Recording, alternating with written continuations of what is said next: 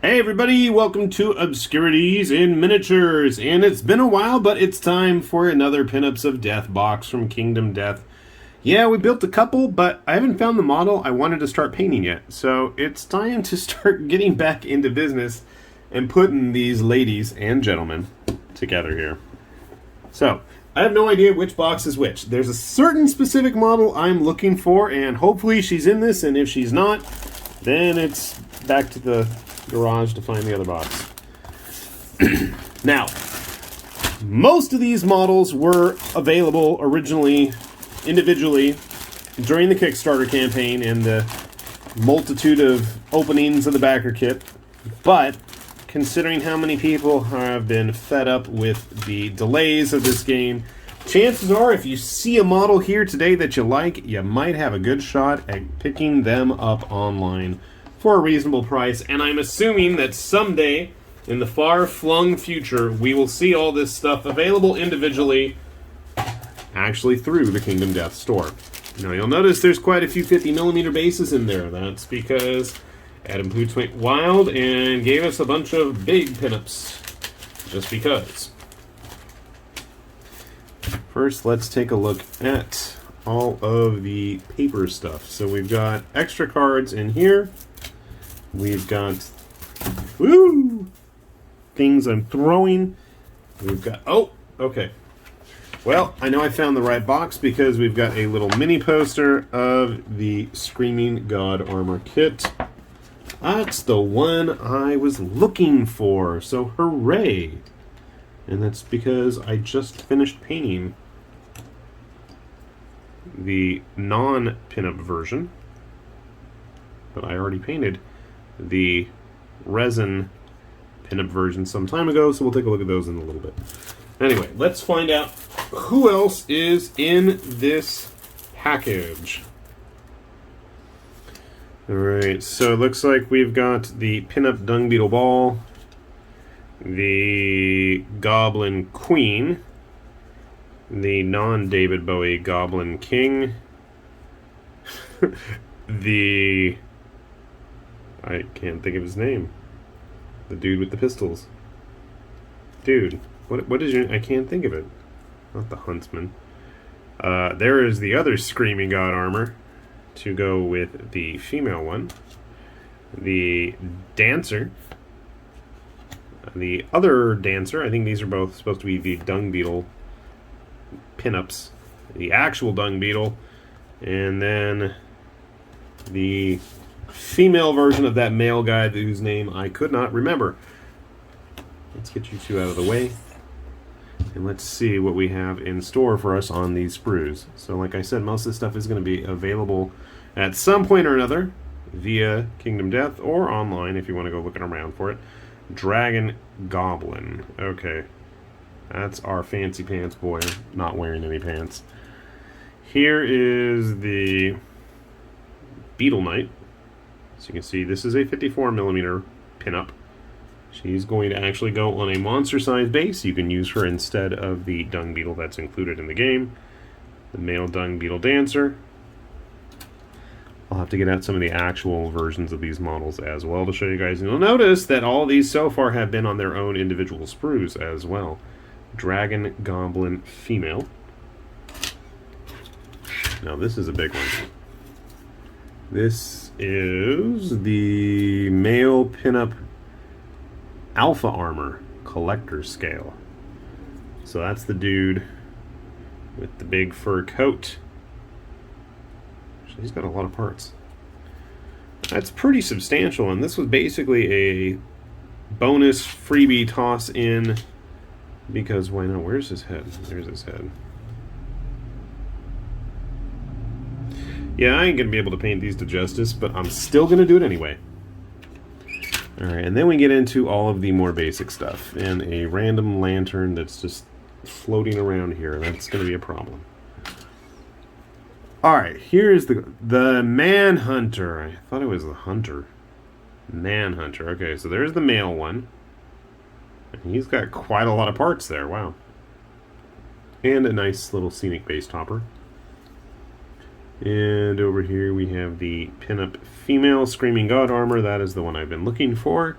and looking forward to building, so hopefully I don't ruin it. She also has a nice little base topper, much like the resin one, except she looks to be standing on some sort of a brain, and she is quite a few parts as well. On the bottom of this sprue, we have the male Screaming God, which was the same as that alpha armor. Curious to see if the parts match up. If it's just blown up in size? It looks like it might be. Huh. I'm not seeing much difference. Yeah, it looks like this is just scaled up. So, it doesn't look like the parts are actually any different than the smaller gaming-sized version. Not that that really makes a difference in anything, but just making everybody aware. And then finally over on this sprue we have the female dung. Okay, this is the dancer, the dung ball. That's the one with the girl sitting on it. And then all of this, wow, all of this is the female manhunter pinup. It's quite a lot of parts, but then again, she does have that gallows hanging off of her base. So, I got my work cut out for me, I can tell, but I am happily looking forward to this. So it might take me a while, but not that any of you are going to be aware of it, because through the magic of editing, it'll be like voila, and everything will be done. Just watch. So, oh my goodness, what an interesting bunch of models this turned out to be. And I'm looking at everybody, and I'm trying to figure out if I even have everybody here, which is entirely debatable. I've got so many Kingdom Death kits in various states of completion, no thanks to that wonderful Kickstarter that was back years ago that we're still waiting to have everything deliver on, but, you know, in due time, hopefully we're still around for it. The right things are going. Yeah, it's been pretty crazy. All right, let's start out with some of the big pieces this time around. So here we have the pinup dung beetle. Let me just take her off that for a moment. So I gotta say, of this set, probably the large models were the most straightforward, which is funny compared to some of the actual 54mm pinup kits that I built prior to this, which gave me all kinds of aggravation. Thankfully, that wasn't really the case here. To go along with the dung beetle, obviously we have the dung beetle ball, also a 54mm kit.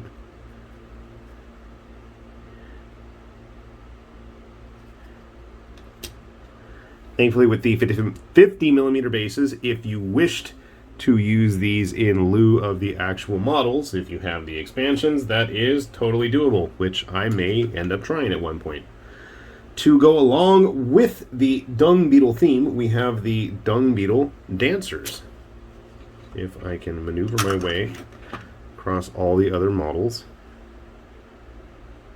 in the way. Now, here you can see her hair was broken. I don't remember if it was broken when I first started filming or not, but we got it fixed. And I think it's at least decent. You can see her little wings there. Gonna have to practice painting thong lines again. Not the funnest. Very dynamic and interesting pose. And to go along with her, we've got the male pinup dancer, who is gonna take it all off. Yes, nothing says fun like painting some male thongs. Gonna be a fun one. It is a fun little pose. I am comfortable enough in my masculinity to own that one. And speaking of comfortable in my masculinity, oh boy, the male pinup manhunter. How he's keeping that jockstrap on, I don't even know. This guy was quite involving for wearing so little. His base obviously is a large part of it, but I gotta say, him himself actually had quite a few parts. He's in this weird scale. He feels significantly larger than the other models, but in reality he's not all that much bigger. I guess since he is the manhunter, that would kind of explain it. Now, I like the female Manhunter's model a lot more. If I can keep her in one piece. A absolutely dynamic pose. Now, she looks huge. She also has a variant head. She was probably the most complex model of the entire set, just because the hands, the ropes, which were broken and I had to fix, all had to go kind of coincide to make sure that nothing was in the way of the others. She actually isn't even glued to that base. We've got her just barely pushed into the slot there. There's a weird empty spot on her base that I feel like there's something supposed to go there, and I never figured out what. So you can see she does look a bit larger than the other models, but I mean, she is on a regular human-sized base. Actually, they both are. They're on those scenic 30mm ones rather than a 50 like the actual Manhunter kit. Now, going along with the male-female versions of models, we have, what was it, the Goblin King / Queen. You want to talk about models with it all hanging out.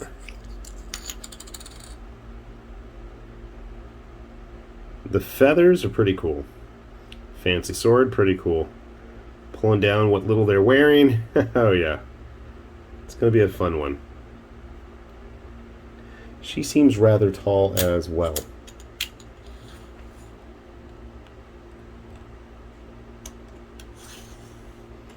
Maybe it's just me. I like the male one version. The male version more that is barely keeping it in his pants. I do like the fact that you can see through his mask like that. That's kind of cool. Very dynamic sculpt, even if he is just standing on his base. Careful with those antlers, though. I feel like I snapped one. Maybe I did, maybe I didn't. Not 100% sure. I've got a fly buzzing around. Thank you, flying friend. And knock over my models for me? Alright. Then we have the Screaming God sets of armor. We have the male pinup. And I'll let you use your imagination to figure out what that hair is braided. Hint, it's not his loincloth. Very cool scenic base. I have his cape fur wool thing that he's going to put over his head, kind of just blue tacked on there. And funny enough, he gave me a bit of a hassle at, what is it, 35mm. His upscaled pinup version, which is basically almost piece for piece the exact same thing, was a whole heck of a lot easier, and you can see here the detail of where that hair is coming from. Fun. Some nicely sculpted glutes, because you never get to paint enough of those with Kingdom Death models. I think this guy's going to be a lot easier to paint. I'm tempted to throw it at my dad and see what happens. I think that would be amusing. He just doesn't want to keep that up right now. And then we also have the female equivalent, which is the one I was actually the most looking forward to painting. I was curious how she stacked up with the original resin. And she is a whole lot bulkier. I like it. Way thicker. Nice touch. More dynamic. Weapon looks bigger. Surprisingly, her chest isn't. For a Kingdom Death girl, she is somewhat normal compared to the rest of them. That's not saying much. And, ooh, look at those mold lines I'm going to have to clean up. But for the most part, she is pretty comparable to the resin release. So, an interesting mix of pinups in this boxed set. Now, again, I am going to assume that at some point these boxes will be made available to the public if there's an interest.